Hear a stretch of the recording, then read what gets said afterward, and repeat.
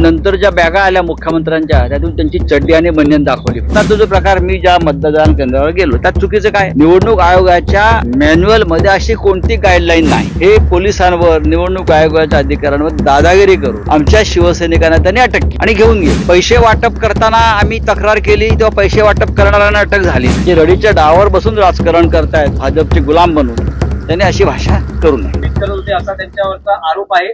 पोलिसांनी ताब्यात घेतलेला आहे, निवडणूक आयोगाच्या अधिकाऱ्यांना बोलवलेलं आहे। आज महाराष्ट्रातलं पाचवा चरण म्हणजे शेवटचा टप्पा आहे। 13 मतदारसंघात महाराष्ट्रात मुंबई, ठाणे, भिवंडी, नाशिक, कल्याण, डोंबिवली, दिंडोरी असे 13 मतदारसंघ आहेत महत्वाचे। देशामध्ये 94 मतदारसंघ आहेत, त्यात अमेठी महत्वाचा आहे। निवडणूक यंत्रणा, निवडणूक आयोग हा पूर्णपणे सत्ताधारी पक्षाच्या पकडीत आहे। तरीही आमच्यासारखे पक्ष, आघाड्या, इंडिया आघाडी, महाराष्ट्र विकास आघाडी, कार्यकर्ते हे जिद्दीनं उतरलेले आहेत। प्रचंड पैशाचं वाटप सर्वत्र सुरू आहे।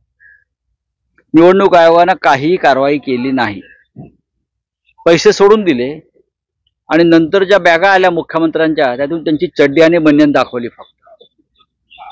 बरं का, त्या चड्डी बनियनचा लिलाव करून किती पैसे मिळणार मला माहित नाही, मी सांगतो मी तुम्हाला। अखिलेश यादव यांनी काल एक ट्विट केलं, आपण पाहिलं असेल, उत्तर प्रदेशमधलं। भारतीय जनता पक्षाच्या एका कार्यकर्त्यानं 7 वेळा मतदान कसं केलं एका निवडणूक आयोगाने काय कारवाई केली? निवडणूक आयोग ही सध्या तरी भारतीय जनता पक्षाची एक शाखा म्हणून काम करते, पण या सगळ्याला सामना देत आम्ही जिद्दीनं रस्त्यावर उतरलोय। मतदानासाठी लोक उतरतात। आताचा जो प्रकार मी ज्या मतदान केंद्रावर गेलो त्यात चुकीचं काय? निवडणूक आयोगाच्या मॅन्युअल मध्ये अशी कोणती गाईडलाईन नाही की मतदारांना मार्गदर्शन करण्यासाठी एखादं समांतर काही मतपत्रिका पूर्वी असायच्या टेबलावरती, ही मतपत्रिका असते, हे आपलं नाव असतं उमेदवाराचं। आता ईव्हीएम आहे म्हणून मशीन एखादी उभी करतात तिथे त्या टेबलावर, आणि निवडणूक आयोगानं मतदारांना मार्गदर्शन करण्यासंदर्भात हे काही करू नये अशा कोणत्याही गाईडलाईन नसताना इकडले काही लोक कोणते भारतीय जनता पक्षाचे वगैरे हे पोलिसांवर निवडणूक आयोगाच्या अधिकाऱ्यांवर दादागिरी करून आमच्या शिवसैनिकांना त्यांनी अटक केली आणि घेऊन गेले। पैसे वाटप करताना आम्ही तक्रार केली तेव्हा पैसे वाटप करणाऱ्यांना अटक झाली नाही। किंबहुना पैसे वाटप करताना संरक्षण मिळावं म्हणून गृहमंत्री मुलुंडला आले आणि उमेदवाराच्या त्यांच्या कार्यालयात बसले आणि पोलिसांवर दबाव आणून शिवसैनिकांना अटक करायला लावली।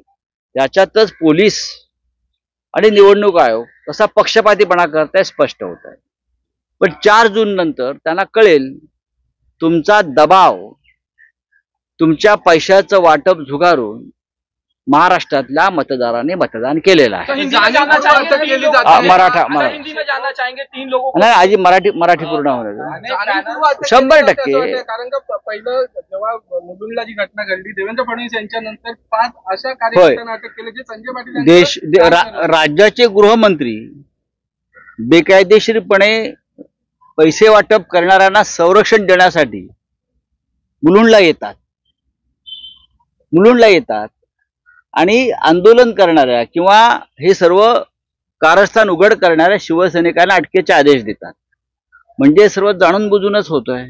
तुम्हाला जिंकण्याची अजिबात खात्री नाही, मतदार आणि जनता तुमच्या बरोबर नाही, या भीतीपोटी तुम्ही आमच्या लोकांना अटक करताय। मोठमोठे नेते ईशान्य मुंबईत आले, राज ठाकरे आले होते, नारायण राणे आले होते। याचा अर्थ ईशान्य मुंबईची रोड शो केला होता। बघा, असं आहे की एका बाजूला मुर्दे पडले आहेत, निरपराध लोक मरण पावलेत आणि त्यांच्या समोर देशाचे नेते भाजपचे कार्यवाहक प्रधानमंत्री रोड शो करतात, हे किती असंवेदनशील आहे.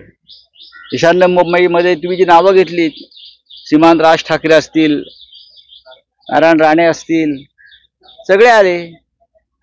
तुम्हाला रस्त्यावरती उतरवलंय ना आम्ही, घाम गाळत आहे. राज ठाकरे यांनी स्वतःच्या पक्षासाठी इतकी मेहनत केली असती तर कदाचित त्यांच्या कार्यकर्त्यांना चांगले दिवस आले असते. पण शेवटी मी म्हटलं ना की अनेक भारतीय जनता पक्षाने अनेकांना भाड्याने घेतलेलं आहे, हायर केलेलं आहे, आणि त्याच्यामुळे त्यांना रस्त्यावर उतरावं लागतं. असं काय महान दिवे लावलेत मोदी आणि शहांनी? ज्या मोदी आणि शहांना महाराष्ट्रात पाय ठेवू देऊ नका असे आपण सांगत होतात, त्यांच्या पखाल्या वाहताना आम्ही तुम्हाला पाहिलं, आम्हाला वाईट वाटलं. राऊत साहेब, शिवसेनेच्या एकूण वाटचालीत म्हणजे स्थापनेपासूनच्या वाटचालीत पहिल्यांदा असं असेल की शिवसेनेचे पक्षप्रमुख किंवा शिवसेना या पक्षाचे प्रमुख हे पहिल्यांदा हाताच्या पंजाला आपलं मतदान करतील. हा एक प्रकार एका बाजूला, तर दुसऱ्या बाजूला मोठ्या कालावधीनंतर राज ठाकरे हे धनुष्यबाणाला मतदान करतील.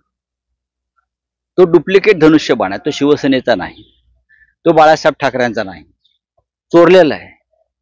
चोरीच्या मालावर ते हक्क सांगतायत. राज ठाकरे चोरीच्या मालाचं चुंबन घेत आहेत, कळलं का? ते नकली ओठ आहेत. हे धनुष्यबाणच आहे ना, नकली आहेत, मेणाच आहे, ते धनुष्यबाण नाही आहे. तो पण त्यांना सवय आहे. आम्ही पंजावर मतदान करतोय, पण हा जो पंजा हा भारतीय राष्ट्रीय काँग्रेसचा आहे. ज्या भारतीय राष्ट्रीय काँग्रेसनं देशाच्या स्वातंत्र्य लढ्यामध्ये सगळ्यात जास्त योगदान दिलेलं आहे, आणि ज्या कमळाबाईला आम्ही 25 वर्ष मतदान केलं, त्या कमळाबाईने देशाची कशी वाट लावलेली आहे, महाराष्ट्र कसं लुटला, त्याच्यामुळे आम्हाला महाविकास आघाडी म्हणून एकत्र येऊन देश आणि संविधान वाचवण्यासाठी हा निर्णय घ्यावा लागला. निशाणी कोणती हा प्रश्न नसून लढाई देश आणि संविधान वाचवण्याची आहे. आणि उद्धव ठाकरे पंजाला मतदान करतायत, तसे काँग्रेसचे अनेक नेते या महाराष्ट्रामध्ये मशालीवर, तुतारीवर मतदान करताना तुम्ही पाहाल. भाजप नेत्यांचं याच्यावर उत्तर आले की पराभवाच्या भीतीने आता असे आरोप केले जातात. आम्हाला पराभवाची अजिबात भीती नाही. त्या भारतीय जनता पक्षाच्या नेत्यांना सांगतो, माफ करा, तुमच्या पायाखालची वाळू सरकली आहे. आम्हाला पराभवाची भीती नाही. महाविकास आघाडी महाराष्ट्रात 35 पेक्षा जास्त जागा जिंकताना तुम्ही पाहाल. ज्यांना पराभवाची भीती वाटते ते यंत्रणेचा दुरुपयोग करतात आणि पैशाचं वाटप करतात. आमच्याकडे पैसेच नाही. मुख्यमंत्री तेच म्हणतात की पराभव दिसू लागल्यामुळे रडीचा डाव सुरू झाला. रडीचा डाव जर कुठला असेल तर शिवसेनेचं आणि राष्ट्रवादी काँग्रेसचं चिन्ह आणि पक्ष चोरणं हा सगळ्यात मोठा रडीचा डाव आहे. आणि जे रडीच्या डावावर बसलेत, बरं का, जे रडीच्या डावावर बसून राजकारण करतायत भाजपचे गुलाम बनून, त्यांनी अशी भाषा करू नये.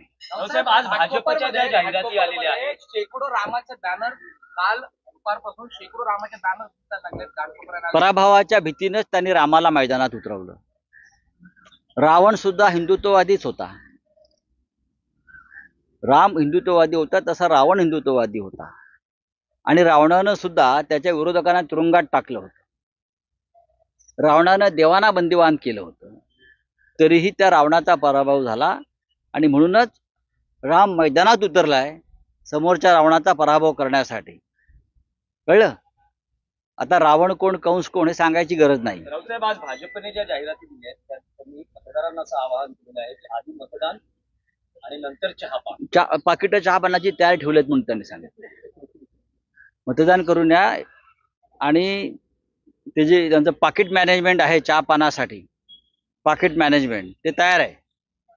प्रत्येक मतदारसंघामध्ये 25 कोटी किमान आणि 100 कोटी हे त्यांचं बजेट आहे चहापानासाठी. जे जाहिरात दिली आहे ना चहापान, हा, ते फार असं मोठं चहापान आहे त्यांचं. मग आपण काय आवाहन करत?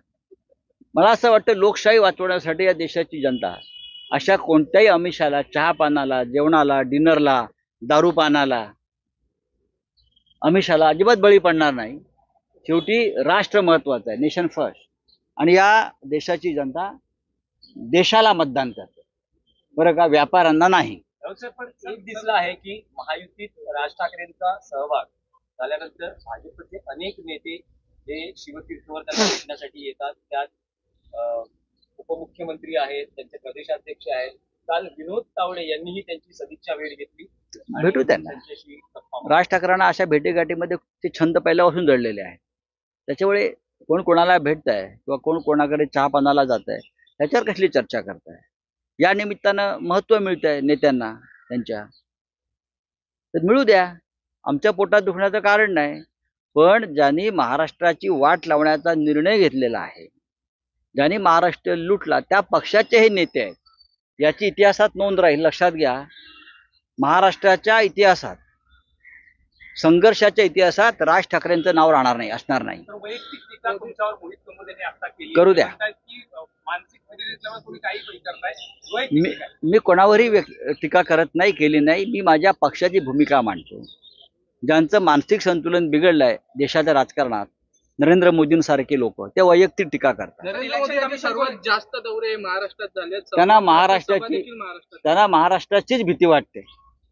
महाराष्ट्र, बिहार, पंजाब, कर्नाटक ही 3 राज्य नरेंद्र मोदींना सत्तेवरून खाली खेचतील. तो आपकी आप पार्टी बताइए. के 3 कार्यकर्ताओं को डिटेन किया गया है. एक डमी की तरह वो चीजें बता रहे थे और ये पुलिस का कहना है कि 100 मीटर के अंदर थे और आप लोगों का कहना है कि 100 मीटर के बाहर थे. क्या 100 मीटर के अंदर या बाहर का सवाल नहीं है. चुनाव आयोग के गाइडलाइंस में ये नहीं लिखा है कि मतदार जो होता है, मतदाता, उनको गाइड करे या ना करे. पहले बैलेट पेपर पर हम बताते थे इस प्रकार का बैलेट पेपर है, आपको इस प्रकार से मतदान करना है. अब बैलेट पेपर नहीं है, अब ईवीएम है. तो एक ईवीएम हर बूथ पर छोटा छोटा लगाकर लोगों को हम गाइड करते हैं. अगर किसी ने किया होगा, पैसा बांट रहे बीजेपी के लोग इस एरिया में, पूरे देश में, पूरे महाराष्ट्र में, हाँ, उसके ऊपर चुनाव आयोग की कार्रवाई नहीं है ना. जहां पैसा बांट रहे थे मुलुंड में, वो पकड़ा दिया शिवसैनिकों ने. तो वहां उनको बचाने के लिए चोरों को राज्य के गृह मंत्री आते हैं, उसका ऊपर चुनाव आयोग का ध्यान नहीं है. लेकिन मतदाताओं को कोई मार्गदर्शन करता है, उसको पकड़कर लेके जाता है. ये यंत्रणा का दुरुपयोग है. कल अखिलेश यादव जी ने एक ट्वीट किया, एक वीडियो ट्वीट किया.